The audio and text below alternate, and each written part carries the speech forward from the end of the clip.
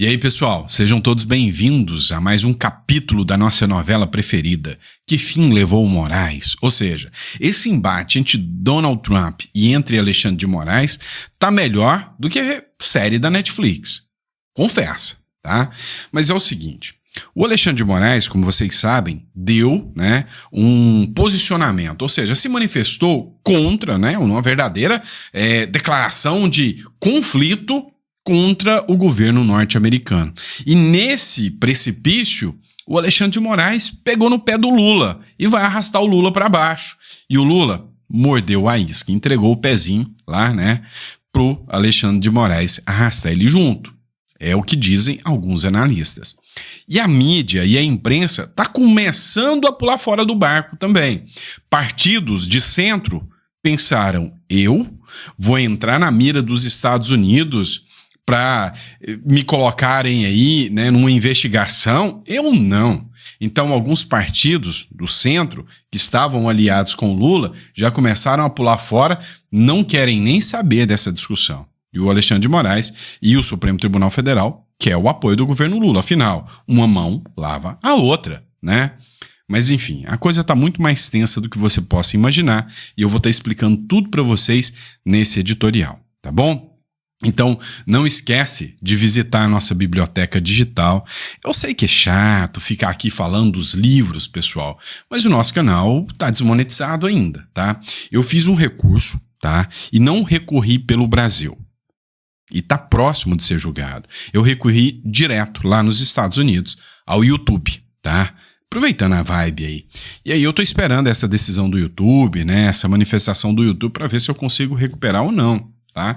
Até lá, eu tenho que estar divulgando para vocês os livros. É isso aqui que está mantendo o canal vivo, tá? Então já tenho o quê? Acho que 40 dias, 45 dias que eu tô aqui desmonetizado, todo dia te falando dos livros. Eu vou te falar dos livros de qualquer jeito, porque os livros são livros de crescimento, tá? São livros bons, tá? Então, por exemplo, hoje, quem não precisa saber investir? Tá? Então, Segredos dos Ricos nos Investimentos é um livro que vai te ensinar, a investir, a fazer o seu dinheiro gerar lucro, render para você. E isso é importante demais. Eu vou até... Tem um rapaz, até amigo meu de muitos anos, ele que me dá consultoria, ele que me colocou nesse mundo dos investimentos. Eu vou trazê-lo qualquer dia aqui para conversar com vocês, tá? Mas, enfim... Eu tenho que fazer isso, tá? Então, se você quiser estar ajudando o canal, a forma do canal tá vivo. Pix é esse aqui, honestebook@gmail.com. Você vem cá e faz o download do livro, tá bom? Mas vamos lá, eu sei que você tá aqui por matérias. Olha, antes eu não via, em momento algum, a imprensa estar ao lado, dos bolsonaristas, da galera que tá aí criticando Lula e Alexandre de Moraes, Não, bolsonaristas são ridículos, são fantasiosos, é os caras que oram para pneu, não sei o quê, não era? Só que agora, eles sentiram, eles entenderam que o jogo tá mais pesado um pouco. E eles começam a recuar. Eles entenderam o seguinte, eu vou caçar briga com os Estados Unidos. Imagina se os Estados Unidos, que estão com esse canhão apontado para o Alexandre de Moraes, e aos pouquinhos estão virando para o governo Lula, resolve virar para a gente também. Imagina, uma sanção norte-americana para uma Globo da vida. Ou seja, uma ordem, uma lei americana falando que as empresas multinacionais advindas dos Estados Unidos não podem fazer publicidade e propaganda em jornais, que promovem a censura e a perseguição, em mídias de TV, emissoras de TV que promovem a censura. É ali, é o follow the money. Follow the money. Imagina, vem lá, uma empresa multinacional que faz divulgação na Globo ali, dos produtos e fala, agora você não pode fazer mais propaganda na Globo, não pode fazer mais propaganda na CNN. Acabou. Ou seja, só o governo que está prestes a cair não vai conseguir bancar isso. Então a gente está vendo muitos jornalistas agora criticando tanto o Alexandre de Moraes quanto o Lula. Olha só aqui o que o Lorival Santana fala do discurso de Alexandre de Moraes. Um discurso simplesmente militante. Olha só. Do Alexandre de Moraes é um discurso bastante militante, quando fala da independência do Brasil, eu acho que não é um discurso apropriado para um juiz, né? Acho que os juízes, eles falam nos autos, né? Eles não ficam fazendo análise, e nesse caso foi mais do que uma análise, né? Foi um discurso militante, né? Assim, como se o Brasil estivesse numa briga contra os Estados Unidos, né? Defendendo a sua independência, ou como os Estados Unidos estivessem ameaçando a soberania brasileira. E aí, então, essa coisa do patriotismo não é só no executivo, mas no judiciário também. Então, é mais do que uma politização agora, é uma ideologização de 2 dos 3 poderes, sendo que envolve um poder que seria, claro, todo o ser humano é político, tudo que nós fazemos é político, mas o judiciário seria, digamos, aquele que deveria resguardar a sua reputação técnica, né? E aí, cara, assim, foi impecável o Lorival Santana aqui, né? Ou seja, juiz só fala nos autos. A resposta da Casa Branca ao ministro Alexandre de Moraes, no discurso militante dele, foi clara.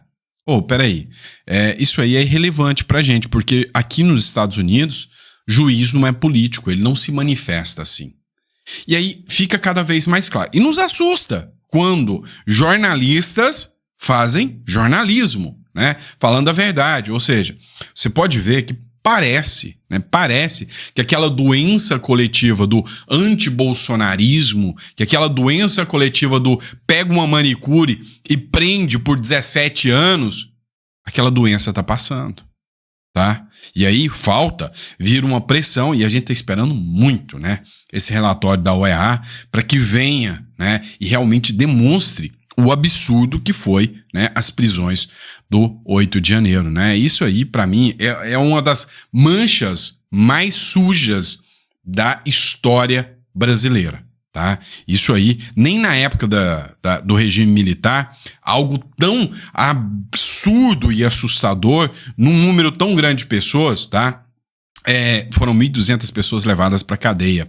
Na época que aconteceu as prisões do 8 de janeiro, teve uma matéria da revista Oeste, não lembro quem escreveu, foi da Gazeta do Povo, que escrevia: nem na época do regime militar tantas pessoas foram presas de uma só vez. É assustador. E aí, o ex-embaixador Rubens Barbosa, ele jogou o verbo. Olha, o Alexandre de Moraes está num precipício. E ele agarrou no pé do Lula. E aí, o Lula mordeu a isca direitinho, com a nota do Itamaraty. Olha só isso aqui. E aí eu vou até além. Antes de entrar naquela matéria que eu tinha mostrado aqui para vocês, o Partido Novo, né, ele tá questionando, porque a nota militante que o jornalista falou, né, que foi feita pelo ministro Alexandre de Moraes, também foi reproduzida, de certa forma, pelo Itamaraty. E aí o Partido Novo acusa que o Alexandre de Moraes está ditando a política externa, né? E aí quer convocar o Mauro Vieira, que é o chanceler brasileiro, para prestar esclarecimento. Quem fez a nota atacando o governo norte-americano? Foi o chanceler brasileiro ou foi o ministro Supremo? Porque teve uma matéria do Metrópolis que disse que o governo Lula estava desconfortável em entrar e se meter no meio dessa briga. Agora sim eu vou colocar a matéria aqui do Rubens Barbosa para você. A gente vai reagir a essa matéria aqui que realmente compensa uma análise sobre ela. Mas o governo brasileiro mordeu uma isca ali jogada pelos Estados Unidos. As movimentações que foram feitas até agora do Partido Republicano, do trumpismo, foram sempre dirigidas de forma elogiosa ao bolsonarismo e à própria família Bolsonaro, como o aceno de Trump e Eduardo no fim de semana, ou contra o judiciário brasileiro, mas nunca houve um ataque ao Lula. Nunca foi algo governo contra governo, executivo contra executivo. Muito bem, já havia nos últimos dias um clamor de ministros do Supremo para que o executivo brasileiro, ou o Palácio do Planalto, ou o Itamaraty, respondessem de alguma forma a essa escalada dos Estados Unidos, do governo Trump, contra o STF. E hoje essa nota, antes da divulgação, ministros do Supremo foram consultados pelo Itamaraty, o que não é uma prática normal. O embaixador Rubens Barbosa sabe muito bem disso. O Supremo foi consultado. Com isso, inaugura-se, a meu ver, uma nova fase em que o governo americano e o governo brasileiro passam oficialmente a se estranhar. Porque se a gente for pegar ali logo depois da posse do Trump, o recado de Lula era o seguinte, que nós vamos ter uma relação pragmática, que as ofensas não partirão daqui. E olha, as ofensas não partiram de Trump. Então é o governo brasileiro quem, por meio das declarações do Lula e agora por meio de uma nota do Itamaraty, que se passa por ventríloco do Supremo, é quem passa a abrir um novo flanco, princípio de crise diplomática com o governo americano. Eu acho exatamente isso. Eu acho que a gente caiu numa armadilha. E essa posição nossa é que politiza o assunto. E, de outro lado, você tem a oposição ao governo Lula, através dos bolsonaristas, ativíssimo em Washington. E nós mordemos a isca e respondemos com todos os detalhes, entendeu? Que estão sendo julgados pela comissão uma das comissões do Congresso americano, nesses detalhes. E a gente, então, politizou o assunto. Eu acho que o governo, mais na frente, vai lamentar muito essa nota. O governo, mais à frente, vai lamentar muito essa nota. Ou seja, você vê que a situação escalou para uma tensão cada vez maior, né? Ou seja, de certa forma, né, o governo Lula, ele entra num embate partindo dele que ele não deveria, né? O representante observador da Casa Branca lá nos Estados Unidos, do jornal Metrópolis, né? Ele também foi no mesmo sentido, ele falou exatamente tudo que o Trump queria. Ou seja, o Lula entregou o ouro aqui na mão do Trump. Mais uma vez, a tensão se escala cada vez mais. E o Brasil vai se arrepender muito dessas medidas, né? Só que o Lula tá numa sinuca de bico. Como que o Lula não vai defender o Alexandre de Moraes nesse momento? Vocês entendem? O quanto o Lula deve ao Alexandre de Moraes, como que o Lula não vai agir dessa forma? Escuta só. Se entender que a política ela tem que ser totalmente independente do setor privado. A gente tem que partir dessa premissa. Eu acredito que um complementa o outro. Nos Estados Unidos, e a gente sabe que tem um cunho político, mas o Brasil tem que tomar todo o cuidado, e aí eu estou falando de governo, de não misturar as frequências, popularmente dizendo. Ou seja, se há algum questionamento da atitude do judiciário brasileiro, e a gente está falando de um poder especificamente, o governo brasileiro tem que segurar as pontas, não pode em momento algum misturar o que é público, o que é diplomacia, com ações individuais voltadas por exemplo, ao ministro do Supremo. Então, há de se fazer essa distinção. E há um grande erro aí da parte do governo Lula em tomar a frente, tomar isso para o lado pessoal e sair na defesa do judiciário. Eu acredito que não só eu, mas os analistas aqui nos Estados Unidos entendem que o judiciário brasileiro tem condições suficientes de discutir um litígio, vamos assim dizer, uma defesa que existe dentro aqui dos Estados Unidos. A gente está falando de empresas privadas processando a pessoa do ministro e não o governo. Então, a gente entende que foi uma atitude bastante precipitada por parte do governo brasileiro e era tudo que, na verdade, o Trump precisava. Agora, o que entra em jogo agora é realmente uma questão diplomática, uma relação comercial que fica comprometido por uma coisa que foi antecipada antes do tempo. Vocês estão conseguindo entender o que está acontecendo? 2 pontos. Primeiro, tudo que o Trump quer é massacrar o Lula, é partir para cima do Lula. Mas o Trump não quer se apresentar como alguém que vem interferir na soberania nacional a qualquer pretexto. Ele precisa que os ataques, que as ofensivas partam do governo Lula. Então Donald Trump entendeu, é simples. Os ataques precisam ser à Suprema Corte, porque há uma ligação umbilical entre a Suprema Corte e o governo brasileiro. O que faremos? Vamos fazer o seguinte: pegaremos empresas privadas, Trump Media, vamos pegar a Rumble e vamos mover ações contra o ministro Alexandre de Moraes. Até então, o governo americano não fez nada.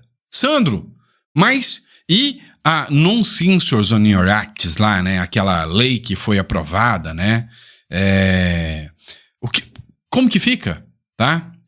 Não foi o governo Trump, foi o Congresso norte-americano. Então, o Donald Trump, numa verdadeira estratégia de guerra, quem leu aí A Arte da Guerra entendeu. Vamos mandar bons soldados. De um lado, né? Elon Musk, do outro, Rumble, do outro, a própria Trump Media, que não tem nada a ver com o governo norte-americano, do outro, congressistas, mas o governo Trump não fez nada. E aí vem o governo Lula aí, ataca o governo Trump. E aí, eis a questão. Morderam a isca e agora o Donald Trump pode agir. Não atacando, mas respondendo aos ataques do governo Lula. E você consegue perceber que nessa análise simplista aqui, nenhum jornalista está apoiando o governo Lula nessa? Entenderam que é mais uma medida precipitada de um governo perdido, de um governo que está desesperado. Se o Supremo Tribunal Federal perder a sua força, bye bye Lula, já era. É simplesmente isso que está acontecendo. O Supremo Tribunal Federal, é óbvio, vem se defendendo. Gilmar se manifesta em defesa de Moraes em meio à ofensiva dos Estados Unidos. E aí, eu acho interessante, tanto o Flávio Dino quanto o Gilmar Mendes foram os que se manifestaram até agora, tá? O Gilmar Mendes falou o seguinte, olha, o ministro Alexandre de Moraes disse que nós temos a autodeterminação dos povos. Então, imbuído desse espírito, o ministro Alexandre de Moraes, a quem presto solidariedade, é uma figura que salvaguarda a ordem constitucional, salva a democracia. Pois é, agora, uma questão pessoal, tá ganhando, né, como um câncer que se espalha, tá ganhando outras pessoas que estão criticando, e aí talvez, só talvez, o Congresso norte-americano não olhe assim e fala, tava só olhando para o ministro Alexandre de Moraes, sabe que eu não tinha nem olhado para o Gilmar Mendes? Gilmar Mendes, vamos dar uma olhada sobre o que está acontecendo? Ou também olha para o Flávio Dino que falou, não, ô Alexandre de Moraes, esquece esses americanos otários aí, lá no Maranhão tem a cidade de Carolina, em vez de você ir para Carolina do Norte, vai para Carolina do Maranhão, você nem precisa visitar o Mickey, não é? Se bem que tem uma imagem que viraliza do Alexandre de Moraes com as orelhinhas de Mickey, né, enquanto ele não era ministro do Alexandre, ministro supremo ainda. Mas o que acontece?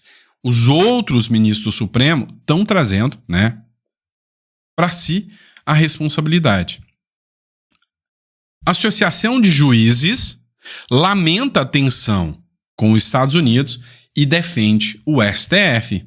Ora. Imagina se você é juiz brasileiro, você não é bem-vindo nos Estados Unidos. E aí, vamos dizer, né, que a OEA ou a Comissão Interamericana de Direitos Humanos resolva começar a prestar seu serviço como realmente precisa. E aí todos aqueles brasileiros, porque não podemos esquecer, há pouco tempo atrás a gente viu casos de juízes que mandaram prender jornalistas, juízes de primeiro grau, né? Há pouco tempo atrás a gente viu casos, né, de juízes que deram determinações aí para censurar ordens, né? Uma reportagem do Arthur Lira, lembra disso? Pois é, e aí, né, as pessoas que são as vítimas podem fazer as denúncias. E essas denúncias sendo feitas, né, resumidamente, começa a alcançar também os juízes. Ou seja, a tensão, né, começa a ganhar uma escala e uma proporção que a gente começa sabe, a esperar cenas dos próximos capítulos, vamos dizer assim. Tá? Por outro lado, a turma que está do lado do Lula não quer se meter nisso. O Congresso até agora não deu um pio e se tiver um pingo de inteligência não vai dar. O Hugo Mota, que acabou de entrar agora, não deve nada pro Lula, tá? Nem entrou por causa do Lula, não deve nada ao STF. Ele deveria ficar na dele e falar, ó, o que vier, tô dentro, deixa rolar que eu não tô nem aí com vocês. Vamos lá. O Ciro Nogueira, né, que é do PP, né, Partido Progressista, ele disse que o governo Lula está acabado, né? O Sidônio, por exemplo, está acabando com o governo Lula e que não consegue, na verdade, fazer nenhuma divulgação, né, nenhuma marketing, né? Ou seja, prometeu e não entregou. E que o PP já está desembarcando, né, dessa canoa furada, desse Titanic chamado Lula. A grande realidade é que até os progressistas estão pulando fora. Olha só isso aqui é lá na Globo News, né? Aí você vê os analistas da Globo News comentando abertamente. Gente, o barco tá furado, tá afundando. Olha isso aqui, que lapada que foi. Muito importante que as pesquisas estão detectando, que é essa falta de gratidão automática do eleitor com os programas do governo, com o imediatismo do eleitor na busca por resultados, mas, sobretudo, uma exaustão com a política, né? E você tem exaustão de todo tipo, você tem cansaço de todo tipo. O cansaço de ter tido, né, recebido a promessa da picanha e não estar conseguindo comer ovo, tomar café, a exaustão com as promessas da solução de segurança, que é hoje um dos principais problemas do país, com a violência, a exaustão e a preocupação com saúde que volta a aparecer. Então, tem problema de todo tipo e a política parece não conseguir dar essas respostas, né? Tem 2 anos, Mônica, que o governo cria insatisfações em diferentes grupos da sociedade. 2 anos que o governo cria insatisfação em diferentes grupos. Tem quanto tempo que esse governo tá aí mesmo? 2 anos. Né? Eu vou lembrar algumas delas, né? Tem outras, mas eu acho que algumas são muito importantes. Primeiro, o bispo Edir Macedo começa o novembro de 2022 dizendo para os seus eleitores, para os seus fiéis, perdoem o governo. E aí a Gleisi diz, não queremos perdão de ninguém. Depois você tem o episódio das blusinhas. Para mim, esse foi um turning point. Que é um ponto de virada. Que é um episódio importante porque ele mexe com a população DIE. Né? Então, no primeiro caso, você tem a questão dos evangélicos, no segundo, a questão das blusinhas na classe DIE. Depois você tem a briga do governo com o Campos Neto, que mexe com os liberais sociais. Né? Depois você tem a regulamentação dos motoristas de aplicativo, o que mexe com os empreendedores individuais. Depois você tem o presidente Lula fazendo declarações, a demissão das mulheres do governo, né? E uma declaração, um exemplo, que ele diz, depois do jogo do Corinthians não tem problema, você ficar com raiva, você pode até bater na sua mulher. O que mexe com os progressistas, né? A taxação que mexe com os empresários. E aí chega o Pix. Então, Mônica, o que a gente está vendo agora não é um evento isolado e não é, na minha avaliação, um evento conjuntural, é estrutural. Faz 2 anos que o governo cria insatisfações pequenas, maiores, menores, em diferentes grupos da sociedade. Tem um componente muito importante que as pessoas... Vamos lá. A gente precisa entender o seguinte agora, tá? Por que começou o movimento do... Não, impeachment não. É porque é exatamente isso aqui. O Lula tá atacando setores em específico. As mulheres estão com raiva. Ontem eu vi a Sadi falando que o Lula, né, não com essas palavras, mas que o Lula é um porcaria por fritar a Anísia Trindade. Só faltou falar de machista, homofóbico, não sei o quê. Daqui a pouco, a galera LGBT já tá com raiva do Lula também. Os sem terras não estão satisfeitos, não. Tá? Ou seja, aos poucos, o Lula está caçando briga com setor a setor da sociedade. Daqui a pouco, todos os setores da sociedade vão entender quem é o PT. E aí, meu irmão, acabou. Tá? Setores não vão mais acreditar. Na picanha e na cervejinha já não estão acreditando. E aí vai sobrar alguns poucos desavisados que acreditam na picanha e na cervejinha, algum servidor que tá brigando ali para aumentar um cargo público, né? Algum militante que se formou na USP, alguma coisa nesse sentido. Mas a regra do jogo é que se o Lula continua, né? Fala mais, titio Lula, se o Lula continua, pois é, ele vai fazer o papel de detonar a esquerda no Brasil para sempre. Tá bom? E é isso, pessoal. Olha só, passei do momento de novo, né? O primeiro vídeo já foi longo, o segundo, né, também. E aí, você que chegou até o final, você pode estar ajudando o canal, tá? Então, você que leva tempo, fazer pesquisas, achar matérias para poder trazer aqui para vocês, faz o download dos livros.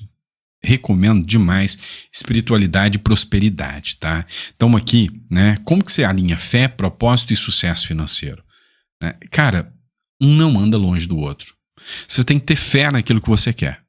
E aqui eu não estou falando só fé espiritual, fé num ser maior que rege todo o universo, não. Tá? Eu estou falando fé em você mesmo, fé nas pessoas que estão do seu lado, né? Propósito. Você tem um propósito de vida ou você só está aqui por existir? Se você só está aqui por existir, você está satisfeito com o que está acontecendo. Mas se você tem um propósito, qual é o meu legado? O que eu vou deixar? Né? Eu tenho um propósito. Uma coisa é certa, eu vou deixar, né, muitas pessoas que não entendiam, não gostavam de política, muito mais politizadas. Esse papel eu estou fazendo. É um propósito para a minha vida. É um dos que eu tenho. E como você vai conseguir o sucesso financeiro?